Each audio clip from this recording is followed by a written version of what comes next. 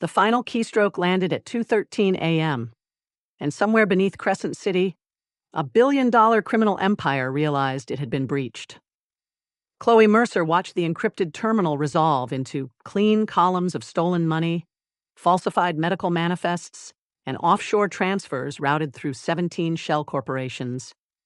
Her dark apartment was silent except for the cooling fans of 3 custom-built servers and the faint electrical hum of rain sliding down the windows. Access confirmed. Aether Capital's hidden network opened before her. Chloe pushed her sleek glasses higher on her nose and leaned toward the central monitor. Blue code reflected across her pale, sharply composed face. At 24, she possessed the kind of beauty strangers remembered, and the kind of mind powerful men underestimated, exactly once. Her dark blonde hair was twisted into a practical knot. She wore a fitted black shirt, charcoal trousers, and no jewelry. Nothing about her appearance was accidental. Nothing in her life was. Her fingers moved over the keyboard. Transaction clusters expanded. Funds entered through construction contracts, luxury real estate acquisitions, and private security firms. They disappeared into offshore trusts, then reappeared as payments to unregistered laboratories. The laundering architecture was sophisticated, but the pattern beneath it was not random. Chloe isolated repeated invoice codes, cross-referenced shipping weights, and reconstructed the suppressed inventory descriptions. Synthetic blood stabilizers, silver-resistant surgical mesh, regenerative tissue cultures, industrial quantities of sedatives formulated for organisms with metabolic rates 4 times higher than human norms. Chloe stared at the data. The probability of clerical coincidence was less than 0.003%. These were not ordinary medical supplies. Aether Capital was financing something non-human. A soft tone sounded from the left monitor. Intrusion detection triggered. Chloe's expression did not change. She checked the time. 2:14 a.m. Forse. 47 seconds since penetration. Faster than expected. She initiated the extraction protocol. Encrypted archives began uploading to 12 distributed servers beyond Aether Capital's reach. At the same time, a hidden application connected to the biometric sensor strapped beneath her wrist. Heart rate, 72. Blood oxygen, 99%. No stress response. Another warning appeared. Countertrace active. Chloe examined the shifting lines of hostile code. Whoever protected Aether Capital had deployed a custom hunter algorithm, not to block her exit, but to identify her physical location. It tore through false addresses, burned proxy nodes, and bypassed decoy networks with brutal efficiency. Competent, she thought, not exceptional. She rerouted the trace through an abandoned municipal grid, fed it 3 false locations, and watched the hunter destroy them one by one. Then the lights in the building across the street went out. Chloe glanced toward the rain-streaked window. The darkness spread block by block. Not a power failure, a perimeter. Her building's elevator indicator stopped on the ground floor. The front entrance camera went black. The stairwell sensor on level 1 disappeared. Then level 2, level 3. Her apartment was on level 11. Chloe calculated the ascent rate. 6 people minimum, possibly 8. Military spacing. No hesitation at locked access points. Arrival in 90 seconds. She returned to the keyboard. The archive was only 63% uploaded. A message appeared on the central monitor. "You should have stopped." Chloe typed her response. "You should have used better encryption." The message vanished. Her apartment door vibrated beneath a heavy impact somewhere in the corridor outside. Not her door yet. The neighboring unit. A tactical sweep. She heard no shouting, no police commands, no warning. Professional. Chloe disconnected 2 drives, placed them into separate shielded cases, and slid one beneath the false bottom of her desk. The other went into the inner pocket of her trousers. She activated the dead man's protocol and linked it to the biometric monitor. If her heart stopped for longer than 20 seconds, every file she had stolen would be transmitted to federal investigators, financial regulators, private journalists, and 3 rival syndicates identified through Aether Capital's own internal correspondence. If her signal was blocked, the files would release. If the device was removed, the files would release. If she failed to enter a rotating security code every 6 hours, the files would release. It was not a threat. It was architecture. The upload reached 78%. Footsteps stopped outside her apartment. Chloe minimized the financial records and opened the live camera feed hidden inside the corridor light fixture. 7 men stood beyond her door in matte tactical armor. Their rifles were suppressed. Their faces were covered. They moved with disciplined precision, but the man at the center wore no armor. He did not need it. He stood at least a head taller than every mercenary around him. A black bespoke suit molded over shoulders, too broad to belong behind any corporate desk. Rain glistened across his dark hair. His white shirt was open at the throat, revealing the hard line of his neck. His face was devastatingly handsome in the way a drawn blade was beautiful. All severe angles, controlled violence, and cold authority. Silas Vale, 32 years old, Chief Executive Officer of Aether Capital, suspected head of Crescent City's largest criminal syndicate. Official net worth, $11.4 billion. Estimated actual holdings, impossible to calculate. Chloe studied him through the camera. He lifted his gaze directly toward the hidden lens. His eyes flashed gold, not reflected light. Gold. The feed died. Chloe's pulse increased to 76. Interesting. A mercenary fixed an explosive charge to the lock. Chloe removed her glasses, polished one lens with the edge of her shirt, and put them back on. The upload reached 91%. The door exploded inward. Wood, steel, and fragments of the locking mechanism tore across the room. Chloe remained seated as armed men flooded into her apartment, sweeping corners and covering exits. Red targeting beams crossed her chest, her forehead, and both hands. She watched the final percentage climb. 97, 98, 99. Silas entered through the smoke. He moved without hurry, yet every man in the room adjusted around him as if responding to the approach of a natural disaster. His presence compressed the air. It was not merely physical size, although he was enormous. It was something older, something predatory. The mercenaries carried rifles, but Chloe understood immediately that Silas was the most dangerous weapon in the apartment. The upload completed. Chloe closed the terminal. Silas surveyed the equipment, the scattered screens, and finally her. "You breached my servers," he said. His voice was low enough to vibrate through the room. Chloe looked at the ruined door. Your entry method lacked subtlety. One of the mercenaries shifted his rifle. Silas raised 2 fingers. The man froze. Silas walked closer. His polished shoes crunched over broken glass. "Do you know who I am?" "Yes." "Then you understand what happens to people who steal from me." "I did not steal anything." A faint, humorless smile touched his mouth. "You copied 32 terabytes of confidential data. Copying preserves the original. Theft requires deprivation of property." The smile disappeared. Silas stopped on the opposite side of her desk. Even with the furniture between them, his size dominated the room. His hands rested loosely at his sides, but Chloe noticed the tension in his fingers, the slightly extended nails, the unnatural stillness of a predator controlling the moment before attack. "Where did you send it?" he asked. 12 independent servers. "Locations?" "No." Silas leaned forward, placing both hands on the desk. The reinforced wood groaned beneath his weight. "That was not a request."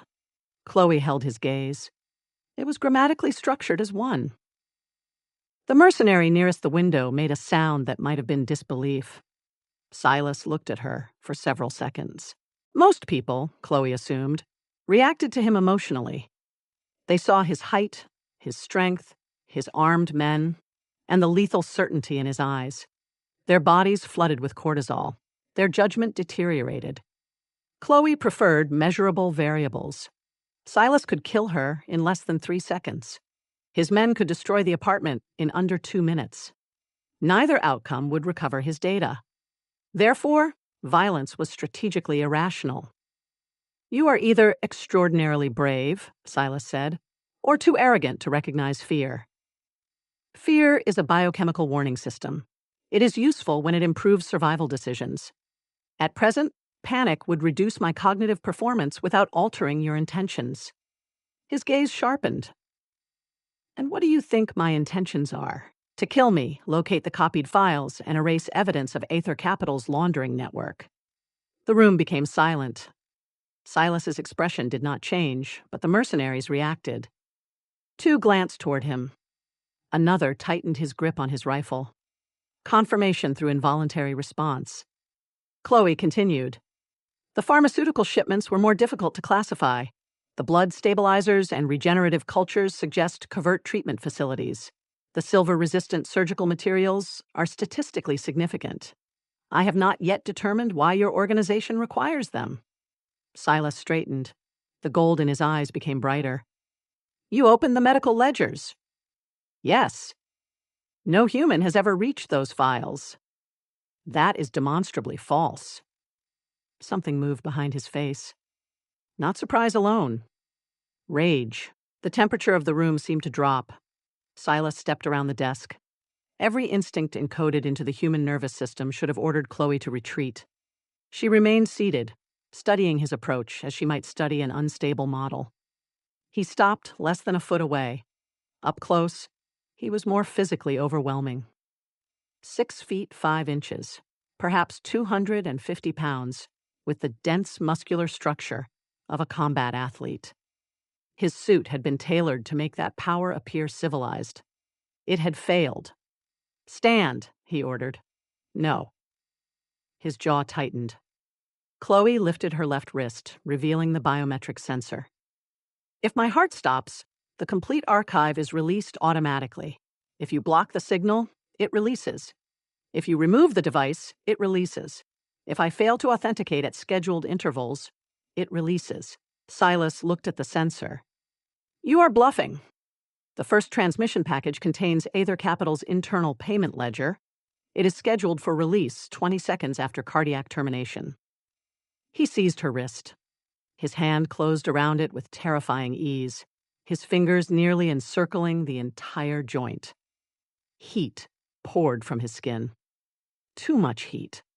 His resting body temperature had to be several degrees above human norms. Chloe's pulse rose to 83. Silas stared at the monitor on the device, watching the number change. She watched him. "You planned for your own death," he said. "I planned against it. You believe a machine makes you untouchable. No. It makes killing me expensive." His thumb pressed over her pulse. The pressure was controlled, but the threat was precise. He could crush the bones beneath his fingers. Chloe did not pull away. Silas bent closer.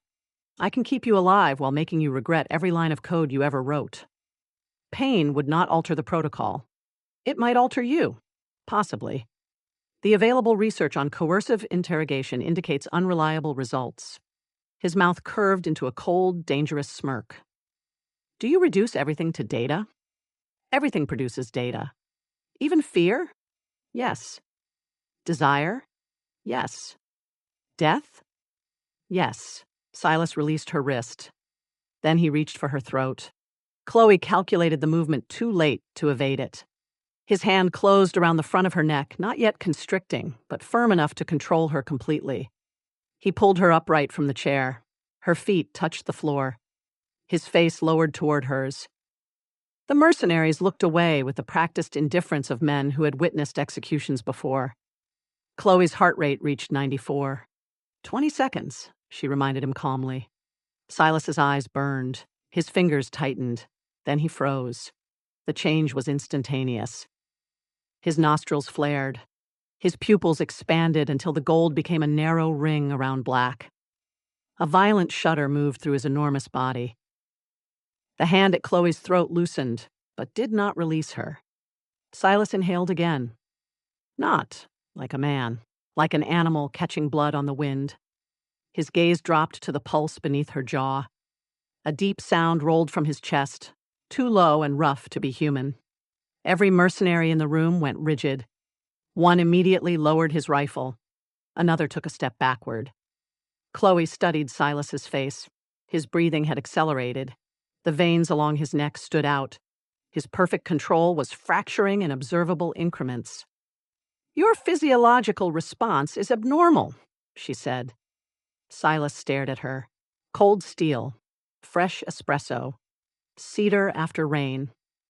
Her scent struck him again, and whatever lived beneath his tailored suit and civilized skin surged toward the surface. His claws lengthened against her neck. His teeth sharpened. The alpha inside him roared one word with such force that it obliterated reason. Mate. For 32 years, Silas had ruled through control. He controlled Crescent City's ports, its underground markets, its political debts, and the wolves who obeyed his bloodline. He had survived assassination attempts, silver poisoning, internal rebellion, and wars that left entire syndicates erased. Nothing had ever breached him. Then a human woman with sleek glasses and an infuriatingly calm voice looked into his eyes as if he were a mathematical inconvenience, and his entire body recognized her as his fated mate, his. The realization was not gentle. It was possession carved into bone. Silas lowered his face to the side of her neck and inhaled slowly. Chloe remained still, though her pulse climbed to 112. "What are you doing?" she asked. He closed his eyes. Her scent was impossible. Metal, bitterness, wood, intelligence, warmth. It entered his blood and turned restraint into agony. When he opened his eyes again, murder had transformed into something far more dangerous: hunger. Chloe recognized the shift but lacked sufficient data to classify it. "Your original objective has changed," she said. Silas's hand moved from her throat to the back of her neck. His grip was possessive, almost intimate, and completely unbreakable. "Yes. Why?" He looked down at her, taking in the precise line of her face, the intelligence behind her lenses, and the absence of surrender in her expression. Then he smiled. It was the first genuine smile she had seen from him. It held no kindness. "You hacked the wrong monster, Chloe Mercer." Hearing her full name did not surprise her. "You knew my identity before entering." "I knew your name." His thumb brushed the side of her neck. "I did not know what you were." "I am a data scientist." A dark laugh escaped him. "No, you are a catastrophe." Chloe adjusted her glasses. That statement lacks specificity. Silas turned toward his men. "Secure every device. Burn the apartment." Chloe's eyes narrowed. "Destroying the hardware will not recover the data." "I know." "Then the action is emotional rather than strategic." He looked back at her. "You are going to learn that not everything I do requires your approval. You cannot kill me. I no longer intend to. That does not eliminate the dead man's switch." "No." "Then what is your plan?" Silas bent suddenly. Before Chloe could reposition, one massive arm locked behind her knees and the other around her waist. He lifted her as if she weighed nothing, turned her, and threw her over his shoulder. Her glasses nearly slipped from her face. Chloe caught them with one hand and pressed the other against the hard plane of his back. "This is inefficient," she said. Silas walked toward the destroyed doorway. "It is efficient enough. Kidnapping me increases your legal exposure. I own the officials who would investigate. It also prevents my scheduled authentication. You will perform it. I will not cooperate." His hand settled across the backs of her thighs, holding her securely against his shoulder. The gesture was practical in function and primitive in implication. "You will," he said. "Your confidence is unsupported. My confidence is absolute." Behind them, mercenaries disconnected her servers and poured accelerant across the floor. Smoke from the breached door mixed with the scent of rain. Chloe lifted her head, mapping the corridor upside down as Silas carried her toward the stairwell. "You have not explained the medical supplies," she said. "You have not explained how you breached my network." "I identified a vulnerability. My security team found none." Your security team designed the vulnerability. Silas stopped. The mercenaries stopped with him. He turned his head slightly. Explain. Someone inside Aether Capital created a concealed access route 6 months ago. It was disguised as obsolete accounting architecture. I used it to enter the network. The predatory stillness returned. A traitor, Silas said. The probability is high. And you know who? Not yet. His grip tightened. Chloe felt the change travel through him. Rage, suspicion, calculation. The Alpha King had entered her apartment to eliminate a threat. Now he had discovered a second threat hidden within his own empire. She expected him to demand more information. Instead, he resumed walking. "Where are you taking me?" she asked. "Home." "I have no intention of living with you. I did not ask." "You cannot force intellectual cooperation." "No," Silas said, as armed men opened the stairwell door before him. "But I can place you somewhere no enemy can reach, give you access to systems you have only dreamed of touching, and wait until curiosity defeats your common sense. My common sense is intact. You broke into the most dangerous syndicate in Crescent City from an apartment with one reinforced door. The door delayed you by 11 seconds.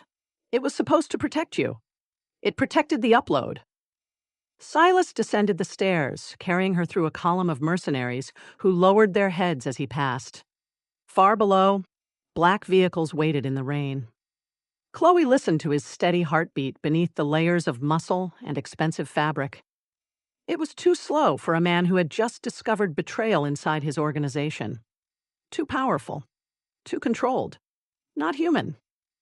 The evidence aligned with the medical records, the temperature of his skin, the gold in his eyes, and the claws that had touched her throat. Chloe spoke near his ear. "You are one of the organisms the supplies were designed for." Silas's stride did not break. "One of them? You are not human." The stairwell lights flickered as his aura surged through the building. He turned his head, and she saw the edge of a sharpened canine when he smiled. "You wanted the truth behind Aether Capital." "Yes."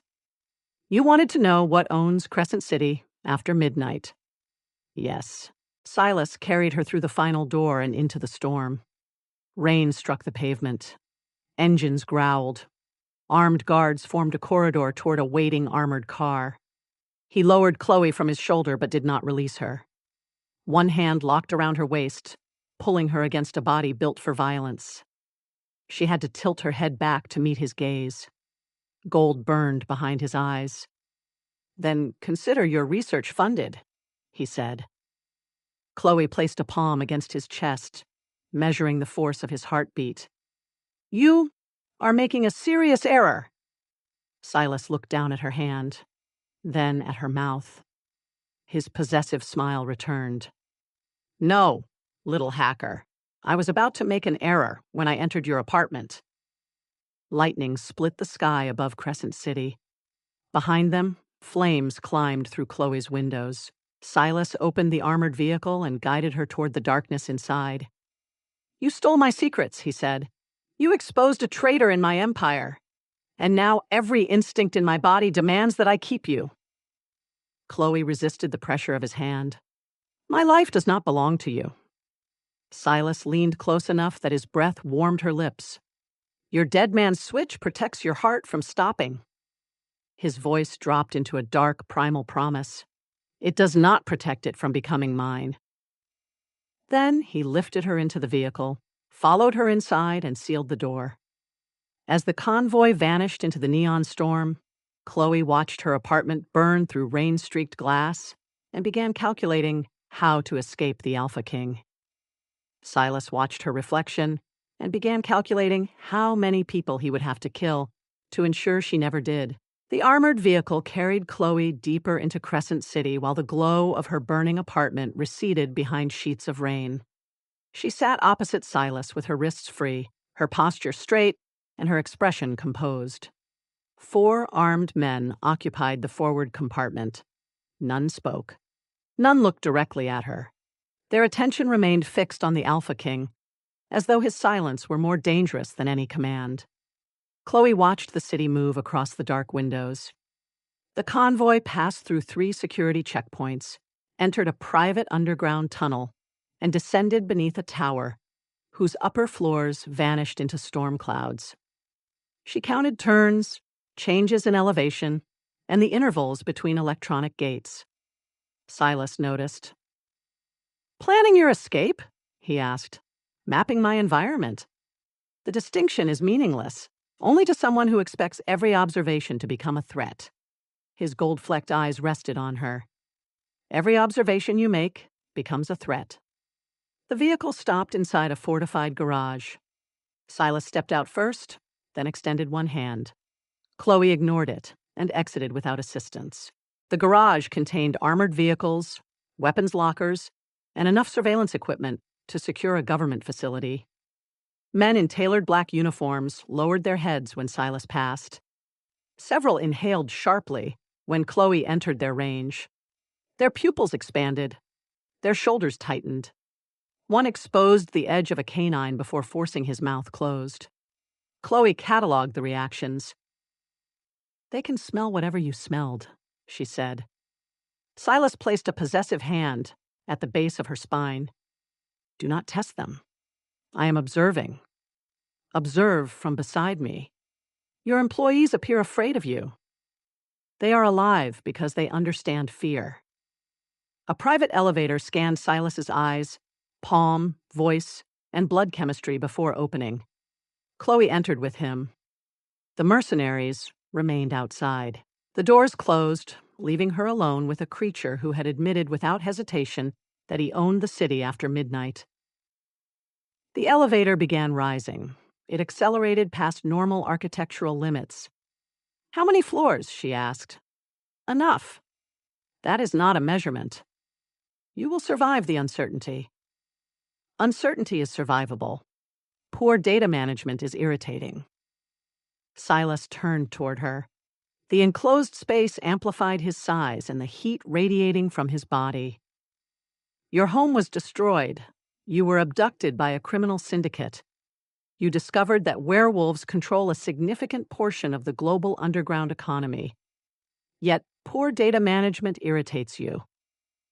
The other variables require additional information before I can act. And if the information confirms that you cannot escape, then I will optimize for a different outcome." The elevator opened into a penthouse of black stone, smoked glass, and silent luxury. Crescent City spread beyond 30-foot windows, its towers glowing through the storm like circuitry beneath dark skin. The residents occupied the entire crown of the building. Every surface was immaculate. Every entrance was reinforced. Hidden cameras followed her movement from the elevator.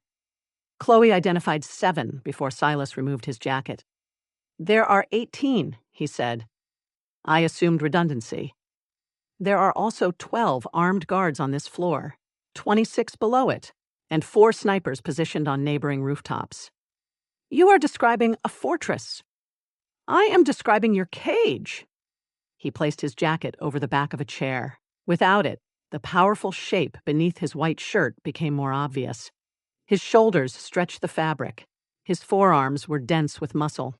A dark shoulder holster crossed his torso, holding a handgun large enough to fracture a human wrist. "Golden cages remain cages," Chloe said. "Gold is irrelevant. The locks matter." Silas approached a steel door at the far end of the living area. It opened after another biometric scan. Beyond it was a laboratory. Chloe stopped. 6 curved monitors surrounded a central workstation. Liquid-cooled processing towers rose behind transparent shielding. Server racks lined the walls. A quantum-assisted analytical core occupied a climate-controlled chamber beyond reinforced glass. The room contained technology more advanced than anything in her destroyed apartment. She moved toward the workstation despite herself. "Custom architecture," she said. "Designed for predictive financial modeling, network penetration, and behavioral analysis." "You recognize it." "I recognize what it could do." "Who built the operating system?" "Someone who is no longer alive." Chloe glanced at him. Was their death related to the system?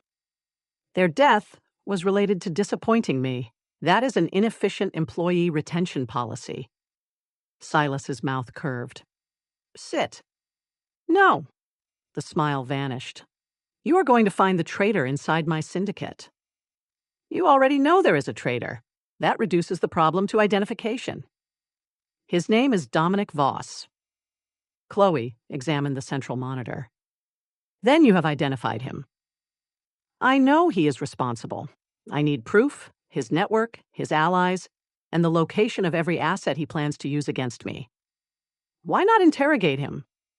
Because Dominic leads a rival pack and has spent years pretending loyalty to our treaties. If I kill him without evidence, 3 syndicates will call it an act of war. You are concerned with legitimacy. Even monsters require governance. Silas activated the workstation. Thousands of files appeared, including encrypted financial transfers, pack membership records, medical shipments, territorial agreements, surveillance reports, and private communications. It was an underground civilization translated into data. You will analyze everything, he said. You will isolate Dominic's access routes and predict his next move. Chloe looked at the volume. This would require weeks. You have 6 hours. Then your expectations are mathematically unserious.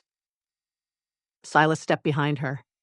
His hand closed around the back of the chair and pulled it away from the desk. 5 hours and 59 minutes. Chloe looked up at him. Or else? The air changed. His eyes brightened with that unnatural gold. Do not make me define it. An undefined threat lacks operational value. Then define it yourself. Imagine every unpleasant possibility your algorithms can produce, and assume I am capable of all of them. Chloe studied him for signs of deception. His breathing remained controlled. His pupils were steady. His posture communicated certainty rather than theatrical intimidation. He wanted her cooperation, but the threat was real. I require unrestricted system access, she said. No. Then I cannot identify sophisticated infiltration. You will have access to everything except external communications. I also require coffee. Silas stared at her. You are negotiating for coffee.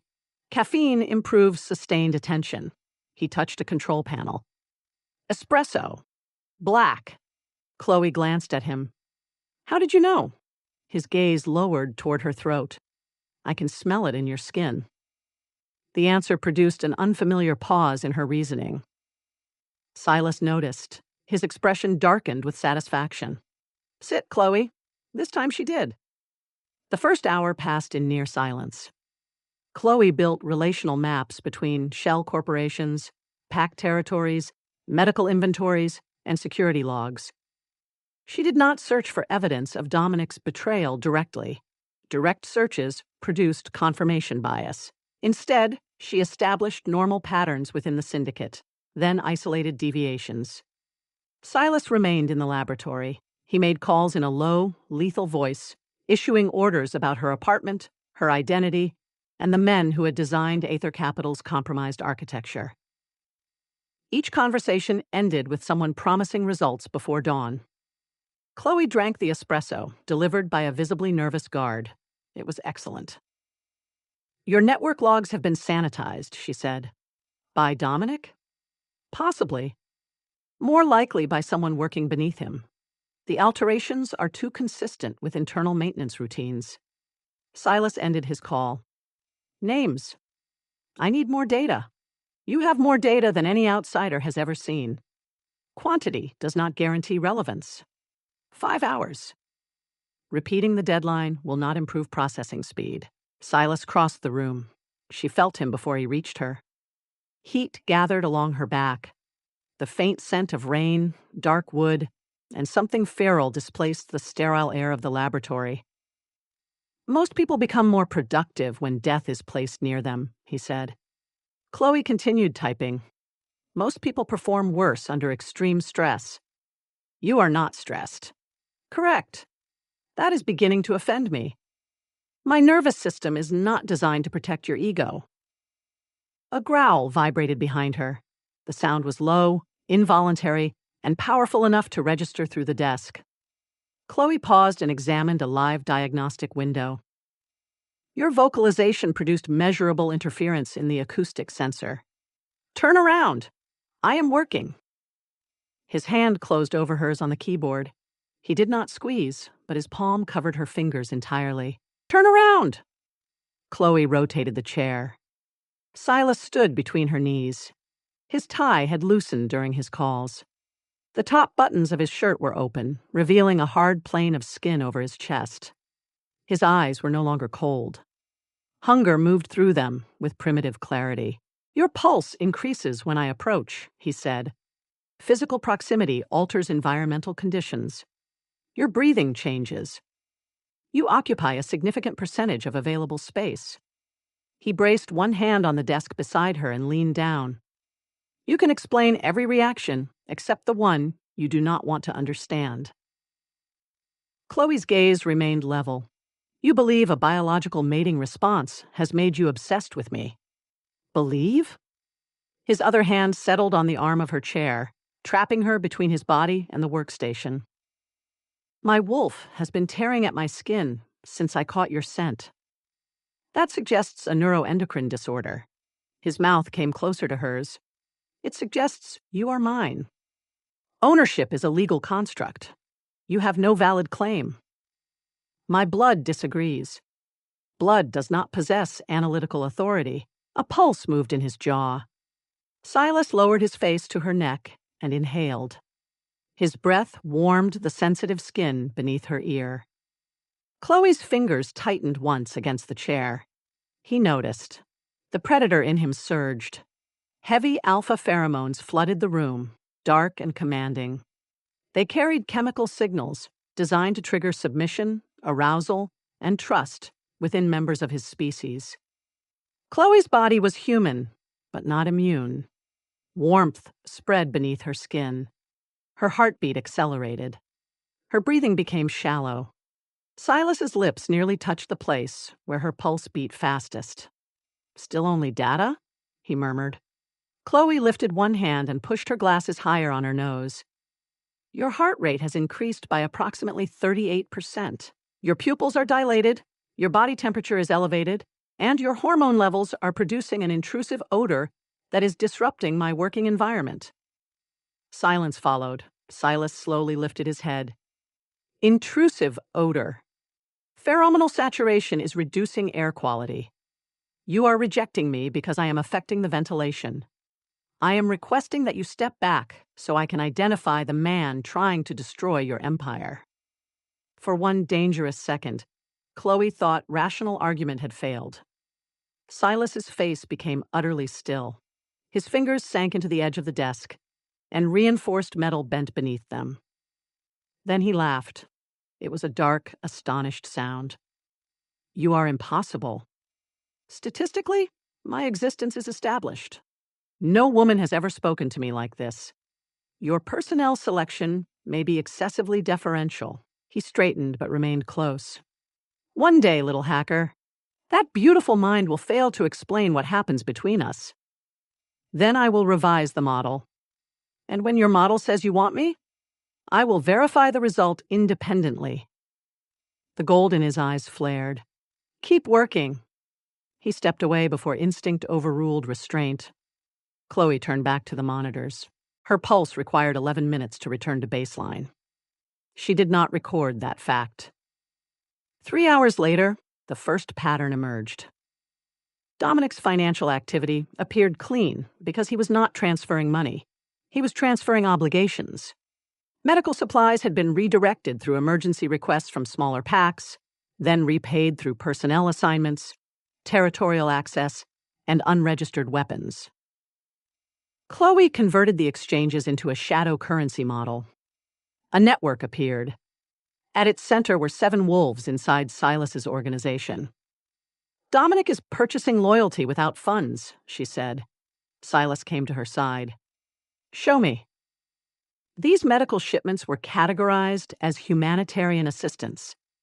The receiving packs later provided guards, drivers, and warehouse access to intermediaries linked to him. He is building an operational network that does not appear in the financial records. Names. She displayed the 7 internal contacts. Silas recognized each one. His expression promised death. They are not necessarily traitors, Chloe said. They may not understand the aggregate pattern. Ignorance will not save them. Killing all 7 would alert Dominic and destroy the network before we can map it. His gaze moved to her. We? Your threat has temporarily aligned our objectives. Temporarily. Do not interpret practical cooperation as loyalty. I would never make that mistake. Yet, satisfaction entered his voice. Chloe continued tracing the shadow exchanges. A maintenance request from the penthouse appeared on the edge of the network. She opened it. An air filtration component had been replaced 2 days earlier by a contractor connected to one of Dominic's intermediaries. The replacement had passed security inspection. Chloe compared its serial number to manufacturer records. The number belonged to a discontinued agricultural dispersal valve. Her hands stopped moving. Evacuate this floor, she said. Silas's attention sharpened. Why? The ventilation system has been compromised. He touched his earpiece. Lock down the tower. That is the opposite of evacuation. Explain. Chloe opened the building controls. The replacement component is not a filter. It is an aerosol injector. Someone intends to release a substance through the penthouse ventilation. Silas looked toward the ceiling vents. Silver nitrate. Possibly. Your medical ledgers indicate concentrated silver compounds cause respiratory failure in your species. A warning flashed across the system. Remote activation signal detected. Chloe seized control of the ventilation network. The injector is activating now. Silas grabbed her chair. Leave it. If the compound reaches circulation, it will contaminate the entire floor in 23 seconds. Chloe, She rerouted airflow, sealed residential ducts, and opened the high-pressure exhaust above the private landing platform. The system resisted. Someone outside the building was overriding her commands. She created a false sensor report, convincing the injector that the penthouse pressure had exceeded safe limits. The device paused automatically. 10 seconds, she said. Silas stood behind her, body positioned between Chloe and every entrance. Guards rushed into the laboratory, wearing respirators. Find the device, he ordered. Do not touch it, Chloe said. It will release if removed. She isolated the maintenance circuit, then reversed the fan assembly. Instead of drawing the aerosol into the penthouse, the system expelled it through the rooftop exhaust. A silver-gray cloud erupted into the storm above Crescent City and vanished into the rain. The warning disappeared. Chloe leaned back. Threat contained. No one moved. The guards stared at her. Wolves who had entered the room regarding her as fragile human property now looked at her as something far more dangerous. One slowly bowed his head. The others followed. Silas watched them acknowledge her. His expression became unreadable. How did you know? Asked the captain nearest the door. The data was inconsistent. You saved the Alpha. I prevented my own exposure as well. The captain's fear deepened rather than diminished. Silas dismissed the guards with a glance. When the door closed, he approached Chloe. Dominic expected the injector to kill everyone on this floor. The activation was timed after my arrival. Your kidnapping disrupted his schedule or accelerated it. Meaning? Meaning he has access to live intelligence. Someone informed him I was here. Silas placed both hands on the desk, surrounding her again. This time his dominance carried something new beneath it. Respect. Fierce. Unwilling. Absolute. You saved my pack within 6 hours of entering my home. The alternative was strategically unfavorable. They will remember it. Their memory does not affect the evidence. It affects your position. Chloe looked up. My position remains captivity. No. Silas loosened his tie another inch, his eyes burning as his scent wrapped around her once more. A captive is disposable. He touched the frame of her glasses with one careful finger. "You have become the most valuable person in my empire. Value can increase danger, can also increase protection." "Protection from whom?" His gaze dropped to her mouth. "Everyone except me." Chloe's pulse accelerated despite her objections. Silas smiled when he heard it. "Return to work," he said softly. "Find Dominic. Then you release me." "No." That was the implied agreement. "I gave you an ultimatum, not a contract. Then your negotiation practices are dishonest." "You already knew I was a criminal." He turned away, but his attention remained fixed on her as completely as if a chain connected them. "Find the traitor, Chloe. Survive what comes next. Then we will discuss how much freedom I can tolerate giving my mate." Chloe faced the supercomputer and reopened the network map. Dominic's hidden system spread across the monitors like an infection. Somewhere inside it waited the identity of the spy who had reported her arrival. Somewhere beyond the penthouse walls, a rival alpha had already attempted to kill Silas and everyone near him. Chloe adjusted her glasses and began constructing a predictive model for the next attack. Behind her, Silas watched the woman who had dismantled an assassination attempt without raising her voice. His wolf no longer demanded that he merely possess her. It demanded that he place her beside him, guard her with blood, and tear apart anything that threatened the brilliant mind now illuminating the darkest corners of his empire. Chloe believed she was analyzing his war. Silas understood that she had already become the center of it. The first warning was not a sound. It was the sudden disappearance of data.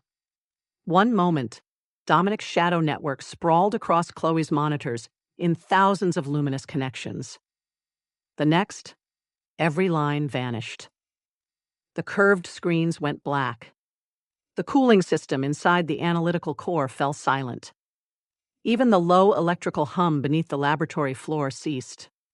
Chloe's fingers remained suspended above the keyboard. Across the room, Silas lifted his head. The penthouse lights died. Crescent City disappeared beyond the windows as the electrochromic glass lost power and turned opaque. Emergency strips should have ignited along the floor. They did not. The surveillance system should have transferred to hardened batteries. It remained dead. Absolute darkness swallowed the fortress. "EMP," Chloe said. Silas was beside her before the final consonant left her mouth. His hand closed around her upper arm and pulled her from the chair. Heat and muscle replaced the empty air at her back. "How large?" he asked. "Large enough to disable shielded internal systems. Impossible. Your security architecture has been compromised from inside." A distant impact shook the tower, not thunder. An explosion. The laboratory door's magnetic lock released with a metallic click. Silas moved Chloe behind him. Somewhere below, gunfire erupted. The first bursts were controlled and brief, security personnel returning fire. Then came a series of heavy impacts, shattered glass and a roar so deep that the walls seemed to vibrate. Chloe reached into her pocket and found the compact drive she had taken from her apartment. It contained no weapon, no communication system, and no immediate solution. For the first time since Silas had abducted her, she possessed insufficient data. Dominic anticipated the penthouse's electronic defenses, she said. He waited until his infiltrator confirmed the internal layout. Silas touched the inactive earpiece in his ear, then tore it away. Another explosion struck the floor below. The penthouse shifted under Chloe's feet. "Stay behind me," he said. "That instruction is tactically vague." "Then make it specific. Do not leave the space covered by my body." The laboratory door moved. Only half an inch. Silas saw it. He crossed the room in a blur and struck the steel panel with one hand. The door slammed shut hard enough to bend its frame. A muffled snarl came from the corridor. Something hit the other side. The metal buckled inward. Chloe found the emergency equipment cabinet by touch and pulled it open. Inside were respirators, medical packs, 2 flashlights protected in a Faraday case, and a compact handgun. She activated a flashlight. A cone of white light cut through the laboratory.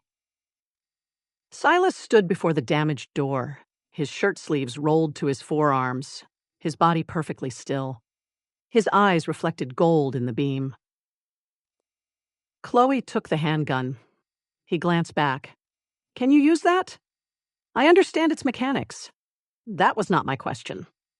"I have completed 40 hours of defensive firearms training." His expression suggested dissatisfaction with the number. The door bent again. A claw punched through the steel. It was not a human hand. Black nails curved from thick gray fingers, covered in coarse hair. The creature on the other side tore downward, peeling the door open as if it were thin foil. Silas turned to Chloe. "Go to the inner room. The core chamber has one entrance. It would become a containment trap. It has reinforced glass, which will not stop a creature capable of doing that." The claw ripped another, opening through the door. Silas's jaw tightened. "For once in your life, stop arguing. Your plan is defective. My plan is to keep you alive. Then use a better one." For a fraction of a second, rage flashed across his face. Then the door collapsed. 3 rogue wolves surged through. They were not fully shifted. Their bodies retained human proportions, but muscle distorted their tactical armor. Their faces had elongated into predatory muzzles, and their hands ended in claws. Silver-plated rifles hung from combat straps across their chests. The first raised his weapon. Silas reached him before he fired. He caught the rifle barrel, twisted it aside, and drove his other hand through the attacker's chest armor. Bone cracked. The rogue flew backward into the second wolf. The third fired. Silas turned his body. The burst struck his shoulder instead of Chloe. He did not fall. He roared. The sound detonated through the laboratory with such force that Chloe's vision blurred. The shooter hesitated, primal terror overriding training. Silas seized his throat and crushed it. The second rogue recovered and lunged. Silas met him with a brutal strike that shattered his jaw. The wolf crashed into a server rack, sending dead components across the floor. Chloe raised the handgun. The first attacker was still moving. She fired twice into the exposed gap beneath his armor. He collapsed. Silas looked at her. "You aimed for the heart." The cranial target was moving. A violent crash sounded from the living area. More attackers had reached the penthouse. Silas crossed to the damaged doorway and inhaled. His expression changed as he separated scents in the darkness. 14, he said. 14 additional attackers? On this floor. How many guards remain? He listened to the gunfire, the breaking walls, and the dying cries beyond the laboratory. Not enough. Chloe stepped toward the central console, though every screen remained dead. The EMP disabled external communications, elevators, electronic locks, and automated defenses. Dominic's forces will concentrate on the eastern access corridor because the service stairs are structurally isolated from the residents. Silas stared into the darkness. A harsh smile touched his mouth. "You found their route." "It is the route I would use." A howl rose from the corridor. Another answered from the opposite side of the penthouse. Chloe's analysis adjusted. "They are splitting into 2 groups. They are hunting you." "Dominic understands that I can reconstruct his network." Silas looked at her with a coldness that promised extinction. "Then Dominic has decided to die." He took her hand and pulled her through the ruined laboratory entrance. Bodies lay in the corridor. 2 belonged to the rogues who had attacked. 3 wore Silas's black security uniforms. Their wounds were catastrophic. 1 guard still breathed, clutching his abdomen. Silas knelt beside him. "How many breached the Western Hall?" The guard's lips moved. 6. Silver rounds. Alpha. They knew the rotations. Silas placed a hand against the man's chest. "Your family will be protected." The guard bowed his head once. Then his breathing stopped. Silas rose. Grief did not soften him. It stripped away another layer of restraint. A red emergency flare ignited at the far end of the corridor. In its bloody light, shapes emerged. 6 rogue werewolves advanced through the smoke. 2 carried rifles. The others had shifted further, their bodies expanded beyond human limits, their jaws lengthened, and their tactical armor torn open by muscle and fur. One of them laughed. "Dominic sends his regards." Silas stepped in front of Chloe. "Tell him yourself when you meet him in hell." The rogues opened fire. Silas moved. He dragged Chloe behind a stone support column as silver rounds ripped through the walls. Marble exploded into fragments around them. Chloe covered her face with one arm. Silas pressed against her, shielding her completely. His heart hammered beneath his shirt. Too fast. "Silver ammunition will accumulate toxicity even without direct organ penetration," she said. "I know what silver does. You have already been hit. And you are still talking. Because your survival probability is declining." He looked down at her. "Then stay close and improve it." The gunfire stopped. The attackers were repositioning. Chloe heard claws scraping across stone on both sides of the column. "They are flanking us." Silas's breathing changed. It deepened until every inhale sounded like air entering a furnace. His fingers curled against the floor. The nails lengthened into black claws. "Chloe, yes. When I change, do not run. Running would expose me to crossfire. That is not why." The bones in his hand shifted. Chloe watched his wrist broaden, muscles expanding beneath the skin. His voice became rough. "Your body will recognize a predator. It may not care what your mind understands. I know who you are." "No," he said. "You know what I pretend to be." The first rogue rounded the column. Silas met him with an open hand across the face. Claws tore through skin and bone. The attacker spun away. Then Silas released the final restraint, holding his human shape together. His bespoke shirt split across his back. Black fur erupted over expanding muscle. His spine lengthened with a sequence of deep, violent cracks. His shoulders widened until the ruined fabric fell away.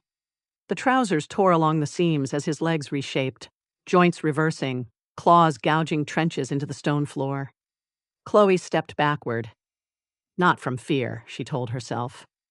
From required clearance. Silas continued growing. The transformation did not produce a natural wolf. It created something ancient and monstrous, an apex predator constructed for war. His back rose nearly to Chloe's shoulders. His enormous head carried jaws capable of crushing a human torso. Pure black fur covered his body, absorbing the red emergency light until he resembled a living absence. Gold eyes burned within the darkness. The last remnants of his suit fell beneath his claws. The Alpha King roared. The sound shook dust from the ceiling. Every rogue in the penthouse went silent. Then Silas attacked. He struck the nearest wolf with enough force to drive him through a wall. Before the body hit the adjoining room, Silas turned and caught another attacker between his jaws. The rogue screamed once. Silas threw him across the corridor and charged the rifleman. Silver rounds flashed. Several struck his flank. Black fur darkened with blood. He did not slow. One rifle disappeared beneath his paw. Metal folded. The shooter raised an arm in defense. Silas's claws opened him from shoulder to hip. The second rifleman ran. Silas pursued him into the main living area. Chloe followed at a controlled distance, handgun raised. The penthouse had become a battlefield. Furniture lay overturned. Glass covered the floor. Fires burned where grenades had struck decorative walls. Bodies from both packs were scattered across the marble. Silas's surviving guards had formed a defensive line near the private elevator. 3 remained on their feet. 7 rogues attacked them. Silas entered the fight like a black storm. He crashed into the enemy formation and broke it apart. One rogue attempted to leap onto his back. Silas rolled, crushing the attacker beneath his weight, then rose and tore into another before the first had stopped moving. The violence was efficient but not mindless. He always positioned himself between Chloe and the attackers. Even while fighting 3 wolves at once, he tracked her location. Chloe saw it in the angles of his body. In the way, he shifted left when a rifle turned toward her. In the way, his attacks drove the enemy away from her path. He was not merely defending the penthouse. He was constructing a moving shield around her. A rogue emerged from behind the ruined bar. Chloe fired. The first bullet struck his chest armor. The second penetrated his throat. He stumbled, but continued forward. Her magazine contained conventional ammunition. Insufficient stopping power. The rogue lunged. Silas struck him from the side before he reached her. The impact carried both wolves across the floor. Silas tore through the attacker's neck, then whipped around to face Chloe. Blood covered his muzzle. A silver round protruded from his shoulder. Another wound opened along his ribs. Yet his eyes searched her body first, confirming she was unharmed. Chloe's chest tightened. The sensation had no analytical value. She ignored it. "Behind you!" she shouted. Silas turned as a massive gray wolf struck him. They collided against the windows. The reinforced glass cracked. The gray wolf was nearly his size, armored around the neck and chest with overlapping silver plates. He bit into Silas's wounded shoulder. Silas roared and drove his claws into the attacker's side. The gray wolf held on. Two more rogues approached Chloe. She backed toward the laboratory corridor, counting ammunition. 4 rounds. The first attacker moved low. She shot his knee. The joint collapsed. She fired into his eye as he fell. 2 rounds. The second rogue smiled through a blood-stained muzzle. "You are smaller than Dominic described." Chloe aimed at his face. "He also underestimated me." The rogue accelerated. She fired. He twisted aside. The bullet grazed his temple. 1 round. Chloe shifted her grip and prepared to fire at point-blank range. The rogue never reached her. A black shape crossed the room. Silas hit him in midair and drove him into the floor. His jaws closed around the rogue's skull. Bone gave way beneath the pressure. Silas released the body. The gray-armored wolf attacked again, joined by another rogue carrying a silver spear. Chloe saw the weapon before Silas did. The attacker had remained hidden near the darkened elevator, waiting for Silas to turn toward her. The spear was designed for his heart. "Silas!" His head snapped toward her. The spear launched. Its path was not aimed at him. The rogue had changed targets. The blade flew toward Chloe's chest. Silas crossed the distance faster than thought. His massive body struck her sideways. Chloe hit the floor beneath him. The silver spear entered Silas behind the left shoulder and drove deep into his chest. His body convulsed. A roar of agony tore from him. The spear point stopped inches above Chloe, having passed through muscle and bone before emerging beneath his ribs. Blood poured across her shirt. For one suspended moment, Silas remained standing over her, legs braced, protecting every inch of her body beneath his monstrous frame. Then the black wolf collapsed. Chloe rolled aside before his weight trapped her. "Silas." No response. The remaining rogue advanced. Chloe lifted the handgun and fired her final round. The bullet struck his cheek. He staggered. One of Silas's guards launched himself at the attacker. They crashed through the broken furniture, fighting with claws and teeth. Chloe dropped the empty weapon. Silas lay on his side. The silver spear remained embedded through his torso. Blood spread beneath him in a widening pool. His breathing came in wet, shallow pulls. Chloe crawled toward him. Her knees struck glass. She did not feel it. She pressed both hands against the wound around the spear. Blood surged between her fingers. Too much. The blade had likely damaged a lung, major vessels, and possibly the heart. Her mind produced survival estimates automatically. They were unacceptable. "Medical kit," she shouted. One of the guards looked toward her while holding a rogue against the wall. "The systems are dead." "I know the systems are dead. Bring me the manual trauma kit." The guard tore out the enemy's throat and ran. Silas's gold eyes opened. They were dimmer now. He attempted to lift his head. "Do not move," Chloe said. A weak growl vibrated inside his chest. "You are not qualified to disagree." His claws scraped against the floor. He was trying to rise, trying to return to the fight. Chloe pressed harder around the wound. "You have severe internal bleeding. Movement will increase it. Silas looked beyond her. 2 rogues remained. His guards engaged them near the western corridor. Even dying, he was still measuring the distance between danger and Chloe. "I am not leaving you," she said. His gaze returned to her. The guard arrived with the trauma case. Chloe opened it and removed clotting agents, compression dressings, surgical clamps, and vials marked for werewolf physiology. "What neutralizes silver?" "Nothing fast enough," the guard said. "The spear has to come out. Removing it may cause catastrophic hemorrhage. Leaving it will poison him." Chloe examined the entry angle. The spear had entered above the scapula and emerged beneath the sternum. Silas's shifted anatomy differed from a normal wolf's, but the major vascular structures would remain broadly comparable. She needed imaging. She had none. She needed surgical equipment. She had a field kit. She needed a specialist. The tower had no communications, insufficient data, insufficient tools, insufficient time.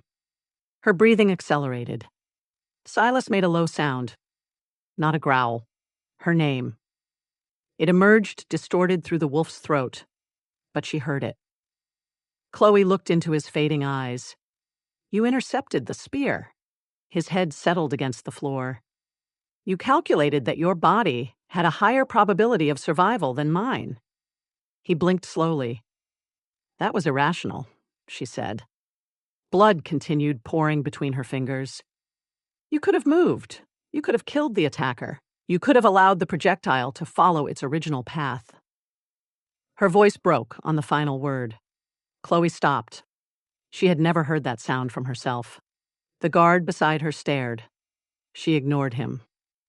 "Why would you do that?" she whispered. Silas's enormous paw moved across the floor. One claw touched her knee.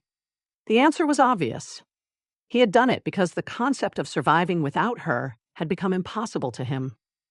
Chloe had dismissed his fixation as neurochemistry, a mating response. Primitive instinct misinterpreted as destiny. Yet instinct did not explain the precision with which he had placed his body over hers. It did not explain why, with silver burning through his blood and enemies still alive around him, his only concern remained her safety. Her hands began to shake. That was physiologically counterproductive. She tried to stop. She could not. "Chloe," the guard said carefully, "we have to remove the spear." She looked down at Silas. His breathing slowed. A pause formed between one breath and the next. "Too long." "No." The word came from somewhere beneath reason. She moved closer, pressing her body against the massive wolf's neck as though physical contact could hold him in the world. "No, you do not get to stop." Silas's eyes closed. Chloe gripped his black fur with one blood-covered hand. "You abducted me. You destroyed my apartment. You threatened me, imprisoned me, and created the most hostile working environment I have ever experienced." Another breath entered him, weak and ragged. "You do not get to make yourself essential and then die before I have determined what that means." The battle ended behind her. The final rogue fell. Silas's surviving wolves gathered in silence, wounded and blood-stained. None approached their alpha. None interrupted the human woman kneeling beside him. Chloe placed both hands around the spear. Her vision blurred. Moisture struck her lenses. She realized she was crying. The realization should have embarrassed her. It did not. "I cannot calculate this," she whispered. Silas opened one eye. "I cannot model a future in which you are absent. Every projection terminates. Every solution becomes meaningless." Her voice collapsed completely. She lowered her forehead against his. The black fur was warm beneath the blood. "I am afraid." The admission tore through the last structure protecting her. Not concerned, not uncertain. Afraid. Profoundly and irrationally terrified. "I am terrified of losing you, Silas." His eye remained fixed on her. Gold flickered within it. Chloe inhaled sharply. "Remove the spear," she ordered. The guard moved into position. She placed compression dressings around both wounds and braced her hands. "When I say pull, Remove it in one continuous motion. The guard gripped the shaft. Chloe looked at Silas. You protected me. Now let me protect you. His claw tightened against her knee. Pull! The spear came free. Blood erupted. Chloe drove the clotting material into the wound and pressed down with all her strength. Silas convulsed beneath her. His jaws opened in a silent snarl, but he did not strike. Hold him, she shouted. 3 wolves restrained their alpha's massive body, while Chloe packed the wound and injected the emergency compounds into the exposed muscle of his shoulder. The bleeding slowed. Not enough. She added another clotting agent. Silas's breathing stopped. Chloe stared at his chest. No! She climbed over his foreleg and drove both hands against the side of his rib cage, compressing where she estimated the heart lay beneath his shifted anatomy. Once. Twice. Again. Breathe? No response. She compressed harder. You ordered me to survive what came next. Again. You do not get to violate your own command. Again. Silas's body remained still. Chloe's tears fell freely now, streaking through the blood on his fur. Come back. She struck his chest with both palms. Come back to me. The final words were not rational. They were not strategic. They were a plea from the part of her that had awakened too late and refused to be abandoned. Silas dragged in a violent breath. His entire body jerked beneath her. The wolves around them exhaled as one. Chloe froze. Then she pressed her ear against his chest. A heartbeat answered. Weak, irregular, alive. She closed her eyes and held him as the first distant sirens began to rise beyond the disabled tower. Around them, the golden cage lay shattered. The penthouse was dark, its technology dead, its luxury soaked in blood. Dominic had sent an army to destroy the mine threatening his coup. Instead, he had accomplished something far more dangerous. He had broken Chloe's perfect rationality. And in the darkness, with Silas's blood covering her hands and his monstrous heart struggling beneath her cheek, she finally understood that love was not a failure of logic. It was the variable powerful enough to make every other calculation irrelevant. Silas's heartbeat remained weak beneath Chloe's cheek, but it continued. That single fact became the axis around which the ruined penthouse turned. The surviving wolves moved with renewed purpose. 2 carried their alpha into the inner medical chamber, using a reinforced steel panel as a stretcher. Another activated chemical emergency lights that cast the destroyed residents in a dim amber glow. Blood marked every surface. Smoke crawled beneath the ceiling. The windows trembled in the storm. Chloe walked beside Silas, keeping one hand pressed to the dressing over his chest. She did not remove it until the pack physician physically replaced her fingers with his own. He needs surgery, the physician said. The electromagnetic pulse disabled the surgical systems. We have manual instruments. His blood pressure is falling. I know. The silver concentration will continue damaging tissue. I know. Then, stop repeating facts and save him. The physician looked at her blood-covered face, her wet glasses, and the expression that had reduced armed wolves to silence. I intend to. The chamber doors closed between them. Chloe stood motionless for exactly 3 seconds. Then, grief became rage. Not emotional chaos. Not helpless panic. Something colder. Something precise. Dominic had attempted to murder Silas. He had infiltrated Aether Capital, corrupted its internal systems, purchased loyalty through hidden obligations, deployed an electromagnetic weapon, and sent assassins into the heart of the Alpha King's territory. He had nearly succeeded. The probability that he would stop voluntarily was 0. Therefore, Dominic had to be removed. Chloe turned toward the surviving security captain. Where is the hardened backup terminal? The EMP destroyed everything. No electromagnetic pulse destroys everything. Silas would have designed analog redundancy after the first serious threat to his infrastructure. The captain hesitated. Chloe stepped closer. Your alpha is bleeding behind that door because Dominic understood your defenses better than you did. Every second you protect information from me increases the probability of another attack. The wolf lowered his gaze. There is a command station beneath the eastern stairwell. Shielded walls. Independent generator. Only the Alpha has access. Take me there. It requires his blood.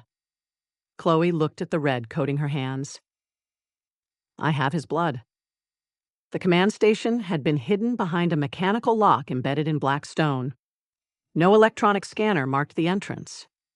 No camera watched the corridor. The captain inserted a physical key, then pressed Silas's signet ring into a concealed seal. The wall opened. Chloe entered a narrow chamber containing a single terminal, a manual communications array, and a compact server isolated from the tower's primary network. The equipment was older than the laboratory system, but functional. Functional was enough. She placed her fingers on the keyboard. Leave, she told the captain. I cannot. Then remained silent. The backup terminal required dual authentication. Chloe entered Silas's command key from memory. She had seen him type it only once, reflected faintly in the laboratory glass. The second authentication demanded a biological sample. She pressed her blood-covered palm to the sensor. The terminal unlocked. A map of Crescent City appeared, followed by secure channels belonging to Aether Capital, emergency pack frequencies, private financial ledgers, and dormant offensive programs Silas had never mentioned. Chloe began working. Dominic believed the EMP had blinded the tower. She allowed him to continue believing it. First, she transmitted false damage reports through compromised channels. The messages claimed Silas was dead, his guards eliminated, and Chloe captured by the assault team. She embedded the reports with tracing code so subtle that even a skilled analyst would interpret it as corrupted metadata from the pulse. Dominic opened the first message within 43 seconds. The trace attached itself to his device. His location appeared. An industrial fortress at the southern edge of Crescent City, protected by 30 armed wolves, silver barriers, and 2 escape tunnels. Chloe forwarded the coordinates to every loyal Aether enforcement unit still operating beyond the tower. She included access routes, structural diagrams, and the live positions of Dominic's guards. Then she turned to his money. Dominic's assets did not exist under his name. They moved through offshore trusts, medical distributors, construction fronts, shipping companies, and private lending institutions. The structure had been designed to survive investigations, sanctions, and war. It had not been designed to survive Chloe. She used the shadow currency model she had already constructed, identified the obligations linking his shell corporations, and attacked the points where trust depended on synchronized records. She did not need to steal his money directly. She only needed to convince every institution holding it that the others had already discovered fraud. Automated compliance systems reacted first. Accounts froze. Credit lines closed. Insurance contracts suspended coverage. Shipping authorities rejected Dominic's ownership documents. Private banks initiated emergency reviews. His medical suppliers canceled deliveries after receiving evidence that their products had financed attacks against protected packs. Chloe watched his empire fracture across the screen. 2 minutes and 12 seconds. Dominic attempted to move reserves through a concealed cryptocurrency exchange. Chloe redirected the transfer into an escrow account controlled by one of his betrayed allies, then sent that ally proof of Dominic's plan to abandon him. 3 minutes and 8 seconds. Dominic ordered his accountants to liquidate physical assets. Chloe had already transmitted ownership disputes to the relevant registries. 4 minutes and 29 seconds. His aircraft were grounded. His vehicles were flagged as stolen. His warehouses were sealed by their own automated security systems. His mercenaries received notifications that their payment accounts no longer existed. 5 minutes and 14 seconds. The first loyal Aether convoy reached the Southern District. Chloe opened a direct audio channel to Dominic's terminal. His face appeared on the monitor. He was younger than Silas, handsome in a polished, arrogant way, with ash-brown hair and eyes glowing a hostile amber. Behind him, armed wolves rushed through a concrete command center while alarms sounded. Dominic stared at Chloe. For the first time, she saw genuine fear. "You," he said. "Yes. Silas is dead." "No." Dominic's expression tightened. Chloe continued typing while she spoke. "His probability of survival has increased to 62% and is improving. You think that animal cares about you? You are a tool to him. Your assessment is outdated. You have no idea what he is. I have seen what he is." A warning appeared as Dominic attempted to sever the connection. Chloe locked him out of his own network. His screen remained active. "You attacked my infrastructure," he said. "You stole my assets. I have not stolen anything." Her voice remained calm. "I removed your access to them." A new message arrived from an offshore institution. All Dominic-controlled accounts had been frozen. 7 minutes and 1 second. Dominic looked toward someone outside the camera's view. "Prepare the Eastern Tunnel." Chloe opened the fortress control system. "The Eastern Tunnel has already been sealed." His amber eyes widened. "The Western route remains open," she added. Dominic recovered enough to smile. "You made a mistake." "No. Silas's enforcers are waiting at the Western exit." Gunfire erupted through Dominic's speakers. His men shouted. Heavy impacts shook the command center. Chloe watched the live tactical map as loyal wolves entered through 3 access points. 8 minutes and 36 seconds. Dominic lunged toward his terminal. "You cannot win this war from behind a screen." Chloe pushed her glasses higher. "I already have."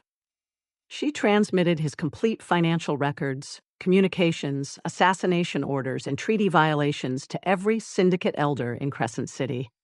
His alliances dissolved in real time. 9 minutes and 4 seconds.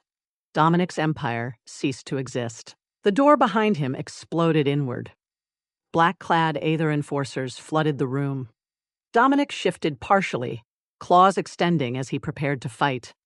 The lead enforcer drove him to his knees with the barrel of a silver-loaded rifle. Chloe leaned closer to the monitor. "Silas wanted proof of your betrayal, your network, your allies, and the location of every asset you intended to use against him." Dominic glared at her. "I provided all 4. You think he will make you his queen because you saved him? I do not require a crown to defeat you." The enforcers dragged Dominic away. Chloe ended the connection. 9 minutes and 42 seconds had passed since she first touched the keyboard. She remained seated after the system became quiet. Her hands began shaking again. The rage had served its function. Without it, the fear returned. She left the command station and ran. The medical chamber doors were still closed. The physician emerged 20 minutes later with blood on his sleeves. Chloe stood before him before he could speak. "He survived," the physician said. Her knees weakened. She caught the wall. "The spear missed his heart by less than an inch. We removed the silver fragments and repaired the major vessel. His healing response is unusually strong. Define unusually. His tissue is regenerating at nearly 3 times the expected rate." "Why?" The physician looked at her. "The mating bond. No formal bond has been completed. His wolf claimed you before either of you understood it. Your presence is affecting him. That is not scientifically established. Go inside and tell his body." Silas lay in his human form beneath dark sheets. His torso was wrapped in bandages, and his skin had lost its usual heat. Without the suit, the weapons, and the force of his authority, he should have appeared less dangerous. He did not. Even unconscious, he filled the room. Chloe sat beside him and took his hand. His fingers closed around hers. His eyes opened. Gold appeared through the exhaustion. "You stayed," he said. "You were medically incapable of kidnapping me again." A faint smile touched his mouth. "Dominic? Captured. His accounts are frozen, his assets are inaccessible, his network is exposed, and his allies are negotiating surrender." "How long?" 9 minutes and 42 seconds. Pride entered his gaze. terrible, possessive pride. My brilliant catastrophe. You nearly died. I did not. You stopped breathing, but you ordered me back. Her composure cracked.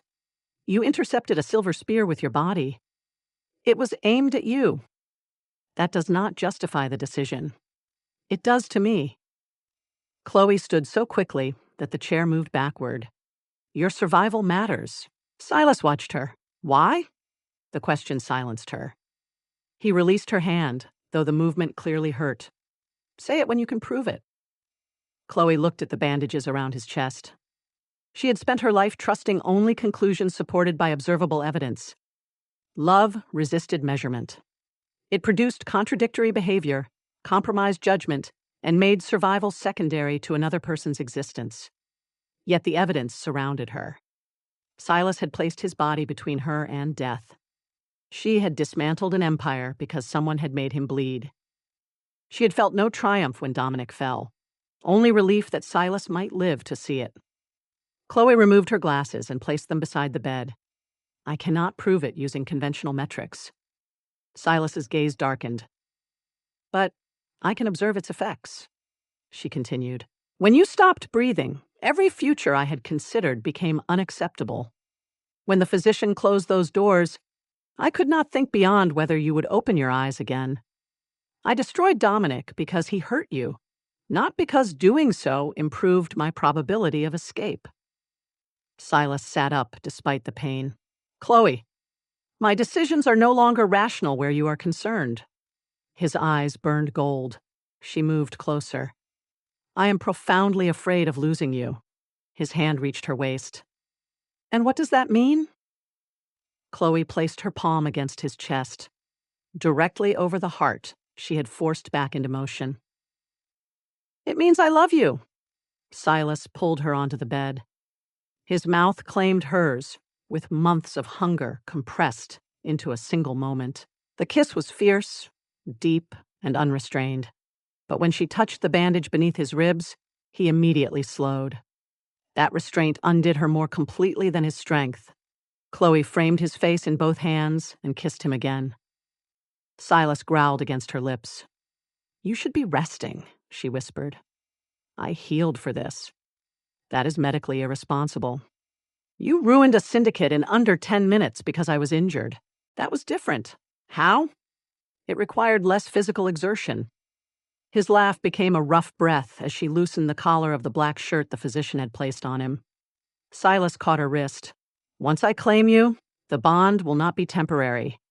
I understand. You will feel me, my wolf, my rage, my need for you. You will also feel me. I already do. No. You feel what instinct expects me to be. She looked directly into his eyes. I am choosing you with complete information. The words broke the last of his control. He turned her beneath him, his body surrounding hers without crushing her. His mouth moved over her throat, finding the place where her pulse raced. Tell me to stop, he said. I will not. Chloe. I choose you, Silas. His teeth grazed her skin. She trembled, but she did not retreat. I choose the tyrant, the alpha, the criminal, and the man who protected me when survival demanded that he save himself. A deep growl rolled through him. And I choose the impossible woman who looked at a monster and criticized his data management. He kissed her once more, slower now, with a tenderness that held more danger than violence. The penthouse beyond the medical chamber remained shattered and dark. The storm continued over Crescent City. Dominic waited in chains, his empire erased by the woman he had underestimated. None of it entered the room.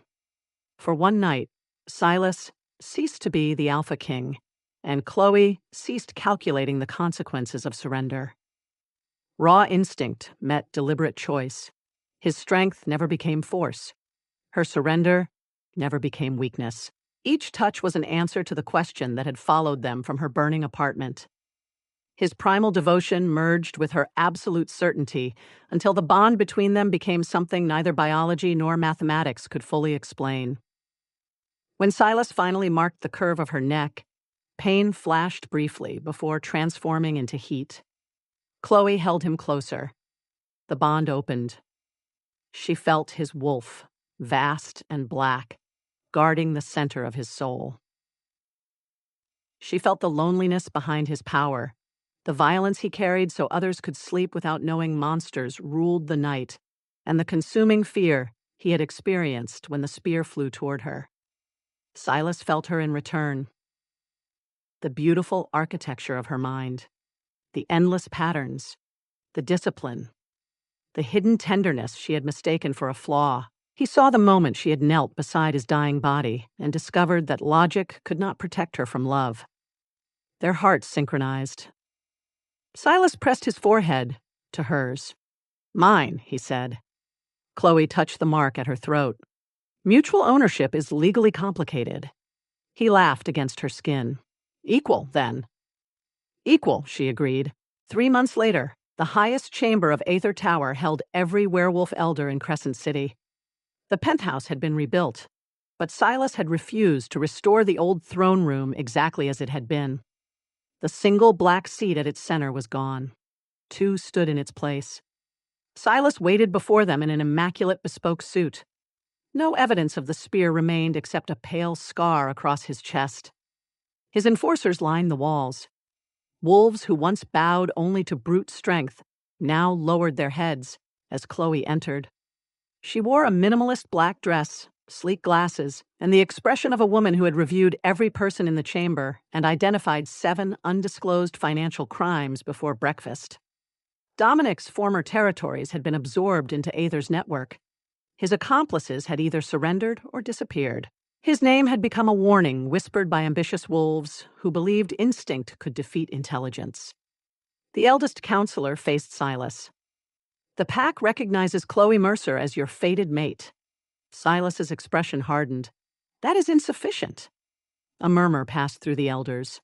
Silas took a heavy ring from a black velvet case. It bore the Aether insignia, a crescent moon crossed by a silver line. For generations, only the ruling Alpha had worn it. He turned toward Chloe. "She found the traitor my wolves could not see. She saved this tower when our defenses failed. She destroyed an enemy empire without exposing herself to a single claw. She held my heart in her hands and commanded it to beat." The chamber became silent. Silas took Chloe's left hand. "She is not an ornament beside my throne. She is not a protected human, a consort, or a weakness for my enemies to exploit." He slid the syndicate ring onto her finger. "She is the mind of this empire. She commands my enforcers, controls Aether's intelligence network, and holds authority equal to mine." One elder stepped forward. "No human has ever ruled an alpha syndicate." Chloe examined him over the upper edge of her glasses. "No elder has ever hidden $3 million in undeclared territorial revenue while voting against independent audits." The wolf went pale. Silas smiled. "Any further objections?" Every elder knelt. Silas offered Chloe his hand. She took it and ascended with him. They sat upon the dual thrones as dawn broke over Crescent City, turning the glass towers gold. Beneath them, wolves controlled the streets, corporations moved invisible fortunes, and enemies learned to fear more than the Alpha King's claws. They learned to fear the woman who knew precisely where to aim them. Silas had once believed power was measured by obedience, territory, and the number of enemies willing to kneel. Chloe had believed power belonged to information, prediction, and the cold precision of a flawless algorithm. Together, they discovered something greater.